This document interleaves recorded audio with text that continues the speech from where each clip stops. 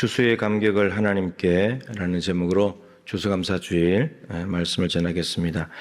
사실 우리나라의 추수감사절은 이제 미국에서 건너온 거죠. 11월 네 번째 목요일 추수감사일인데 그것은 이제 우리나라에 이제 넘어오면서 그대로 11월 셋째 주일에 지키는 교회들이 거의 다 대부분입니다.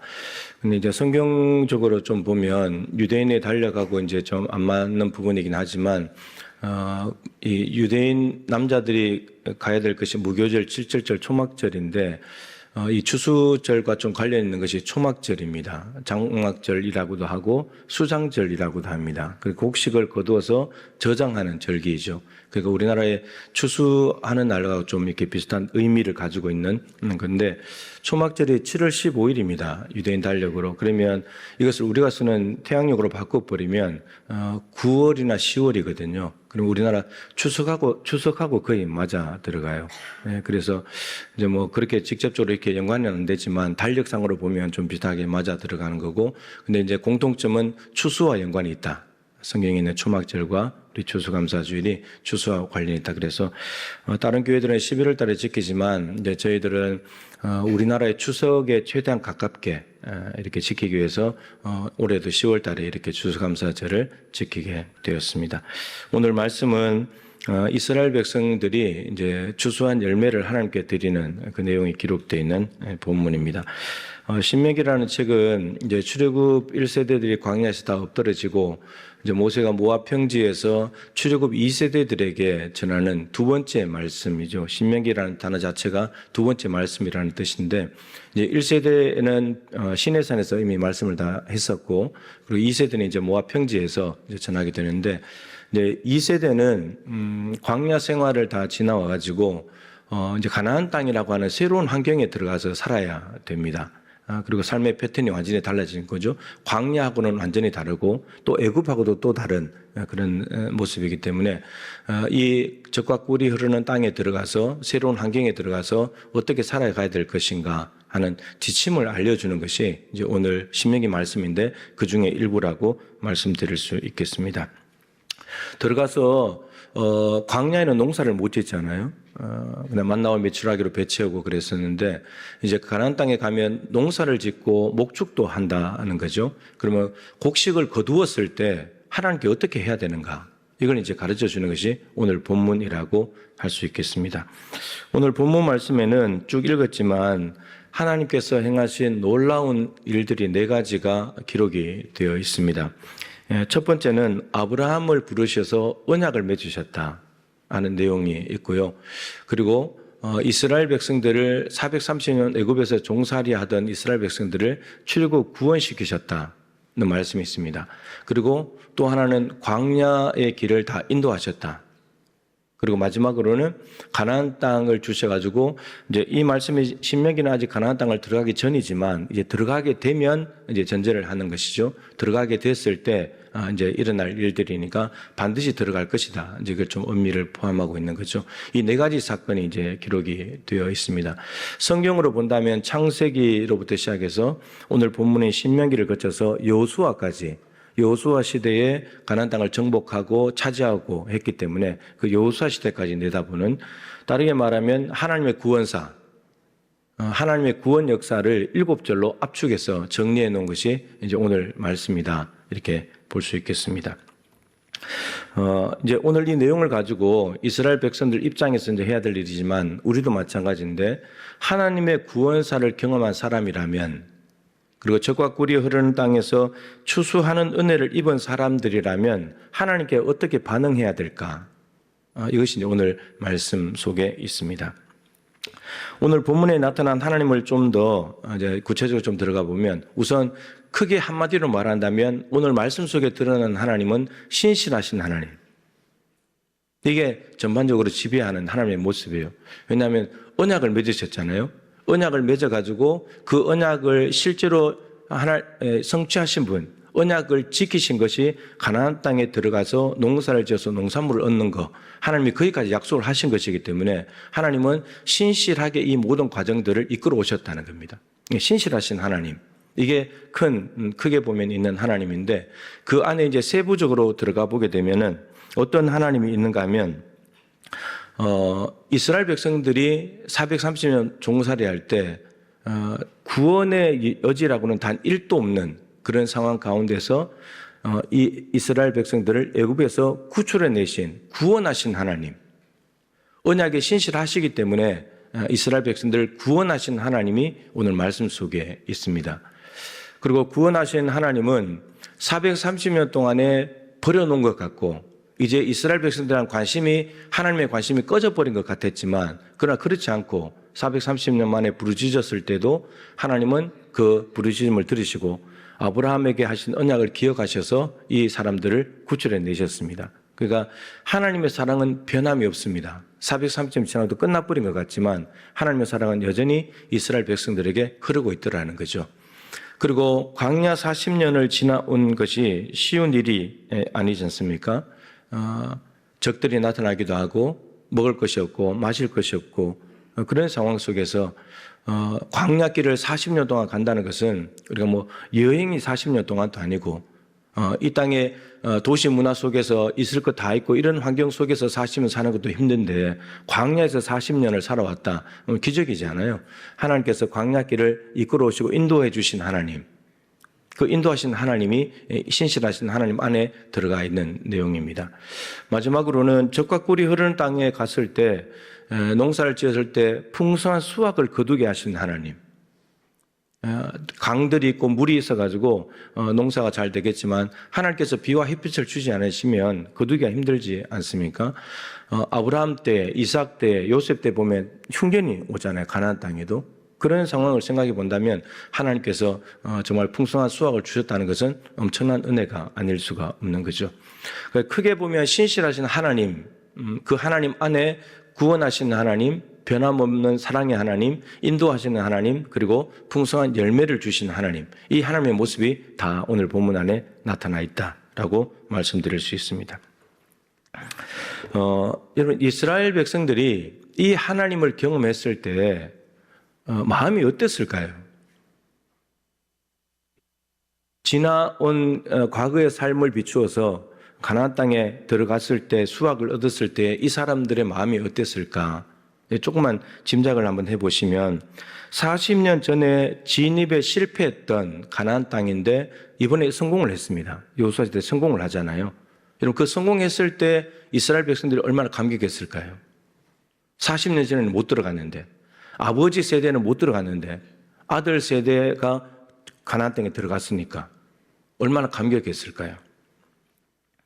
광야를 지나면서 여러분 장정만 60만 명이었잖아요. 60만 명이었는데 40년 동안에 뺑돌이 생활을 했는데 저는 이제 숫자를 좋아하니까 계산을 제가 해봤어요.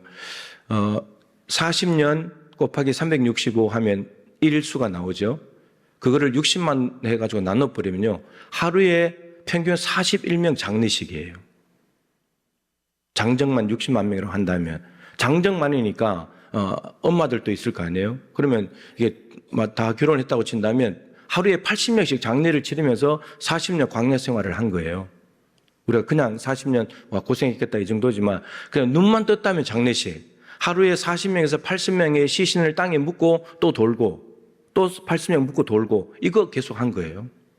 그러니까 그런 세월을 살아왔던 이 출애굽 2세대가 가나안 땅을 하나씩 정복하고 차지하면서 얻게 된 기쁨은 이런 말로 다 할 수 없었을 겁니다.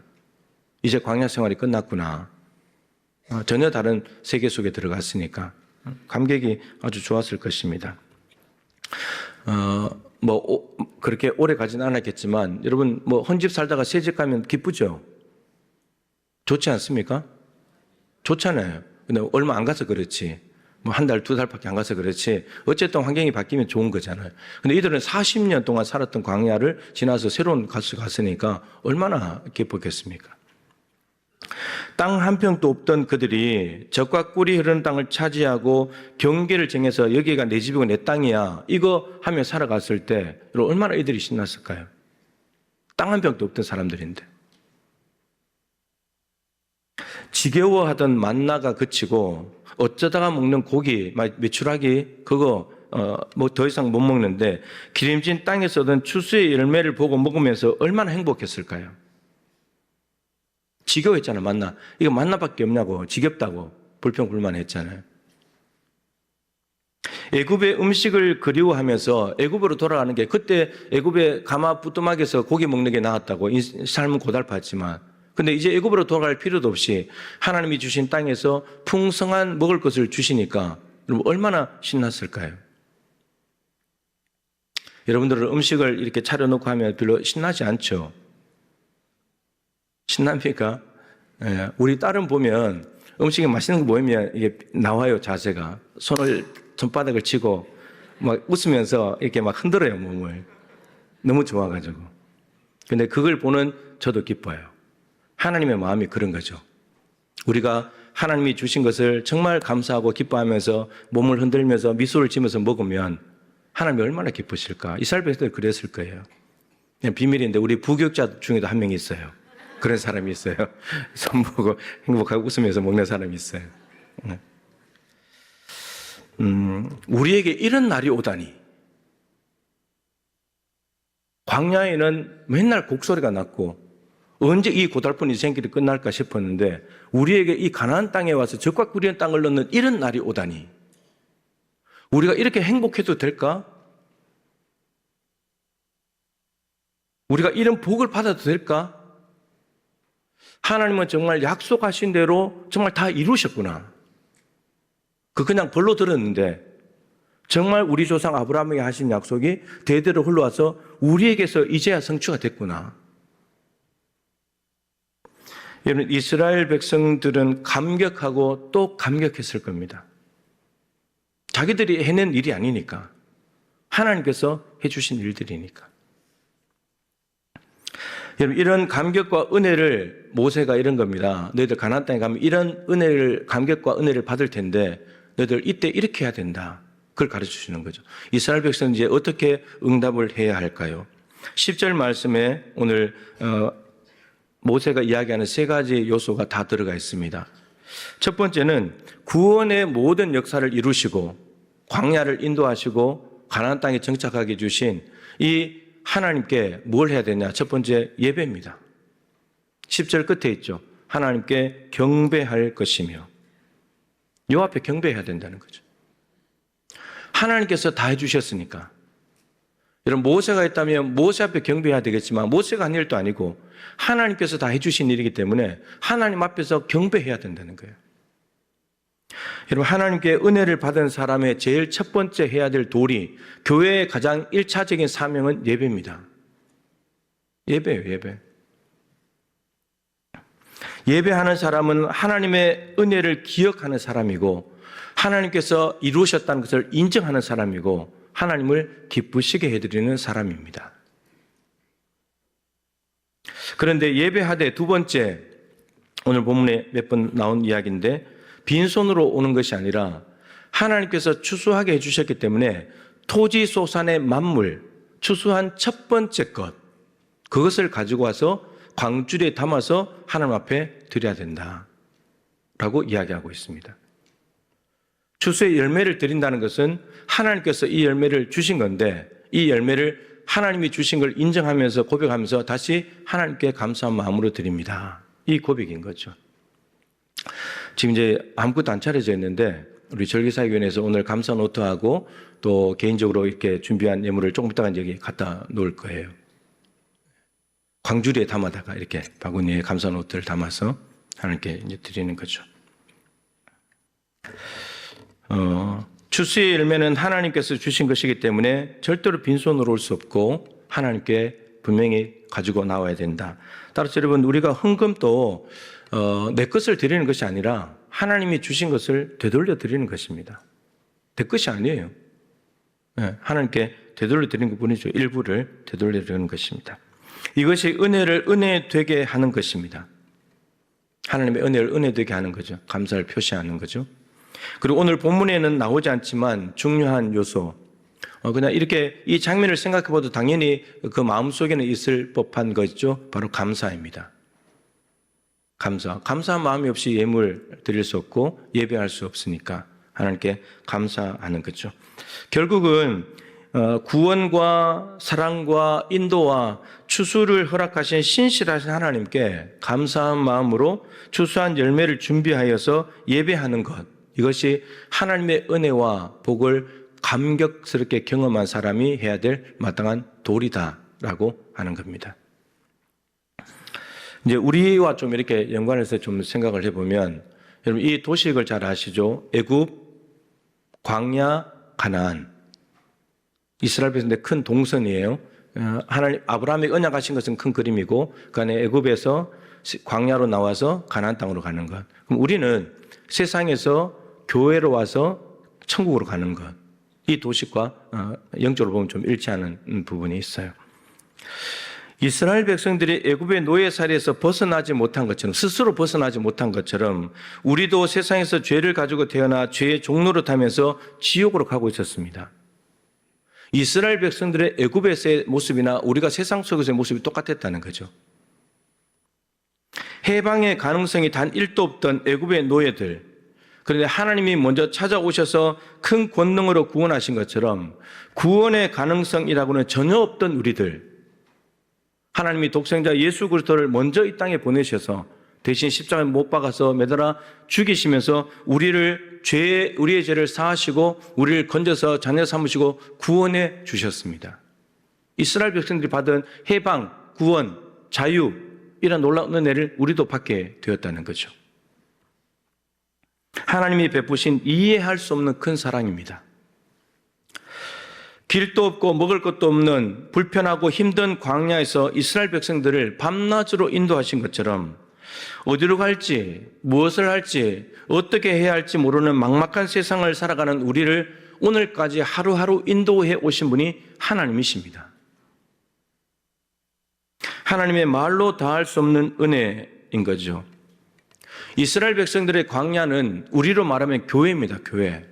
광야 교회에 있었다 그랬잖아요. 스데반이. 이스라엘 백성들이 애굽에서 구원받고 난 뒤에 광야의 그 200만의 회중이 교회였다고. 세상에 있던 우리를 세상 밖으로 불러낸 것이 교회잖아요. 우리 모인 사람 교회. 우리를 교회로 부르셔서 세상과 구별되게 하시고 교회에 모여서 신앙생활하게 시작하게 하시고 많은 어려움과 고난 중에서도 따뜻하게 보살펴 주신 것, 이 또한 하나님의 손길이라고 할 수밖에 없습니다. 끝날 것 같았죠. 그때 힘들어가지고 정말 세상 다 산 것 같았죠. 그런데 여러분 하나님께서 지금까지 오게 하셨습니다. 그 또한 지나가게 하시고 여기까지 오게 하신 것이죠. 이스라엘 백성들에게 가나안 땅을 주시고 추수할 열매를 주신 것처럼 우리에게도 일할 곳을 주시고 재물 얻을 능력을 주시고 그래서 일한 대로 벌어서 먹고 마시고 입는 것을 챙겨주시고 공급해 주시면서 지금까지 살아오게 하신 하나님의 은혜가 우리에게 있는 거죠. 그러니까 이스라엘 백성들의 이야기가 아니라 오늘 본문의 이야기는 우리들의 이야기예요. 우리들의 이야기예요. 하나님은 동일하신 분이시니까. 올해도 1월부터 지금까지 하나님께서는 우리가 인지하든 못하든지 간에 하나님은 언제나 열심을 다하고 신실하게 우리를 보호하시고 인도하시고 도와주시고 옆에 와서 말씀하시고 채워주시고 우리는 불신앙으로 교만하고 순종하지 않고 미워하고 내 마음대로 살고 했는데 그런데 여기까지 왔잖아요. 하나님의 은혜 외에 뭐라고 설명하겠습니까? 하나님의 신실하심 이외에 무엇을 가지고 우리의 인생을 설명할 수 있겠습니까? 그리고 우리는 이스라엘 백성들이 말하는 가나안 땅, 우리는 천국을 향해서 가고 있는 사람들이에요. 천국의 소망을 가지고 가고 있는 거죠. 이스라엘 백성들의 광야 40년을 지금 우리는 주님 앞에 가는 그날까지 살고 있는 거예요. 교회에서 신앙생활을 하면서. 그리고 우리는 마침내 천국에 도달하게 되겠죠.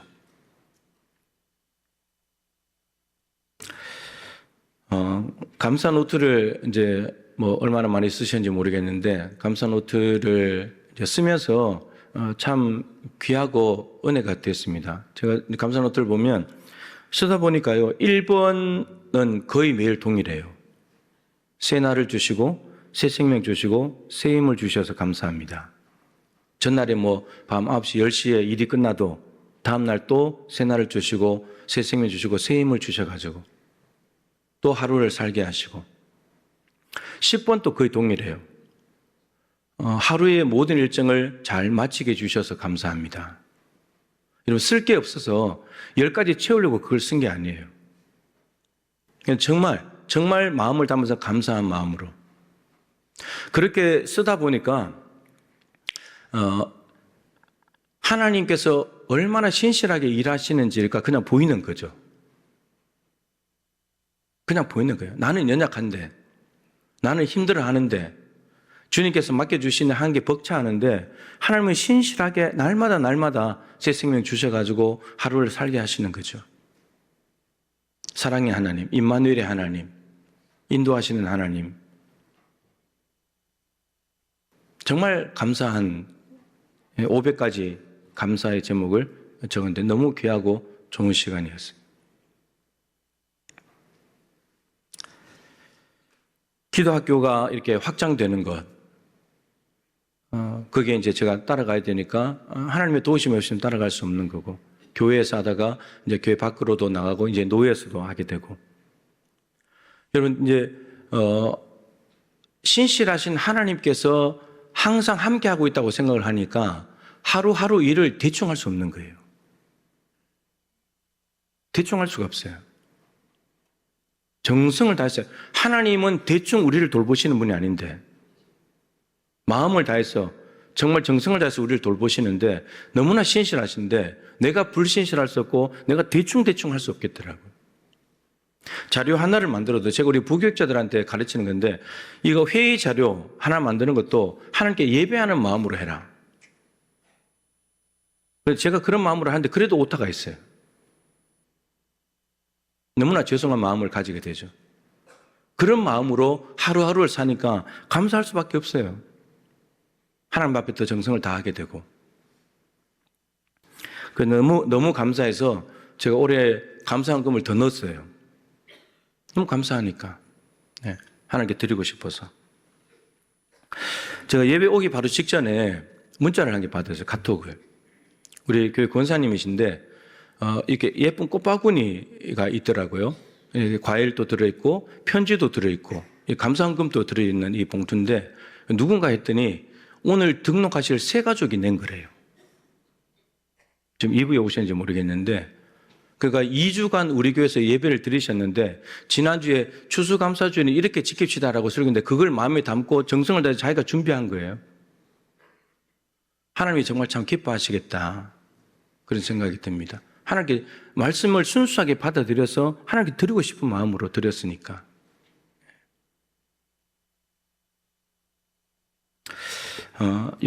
여러분도 1년 동안 이런 은혜와 감격을 하나님으로부터 받았다면 이제 우리가 해야 될 일은 분명합니다. 감사한 마음으로 주수한 열매를 가지고 하나님 앞에 마음과 정성을 다해서 중심을 담아서 예배하는 것. 오늘 이 예배가 그런 예배가 될 때 하나님께서 오늘 이 예배를 기쁨으로 받아주시고 참되게 예배하는 자들에게 복을 주시는데, 오늘 그 복이 저와 여러분에게 또 올해 남아있는 모든 기간 내에 풍성하게 부어질 줄로 믿습니다.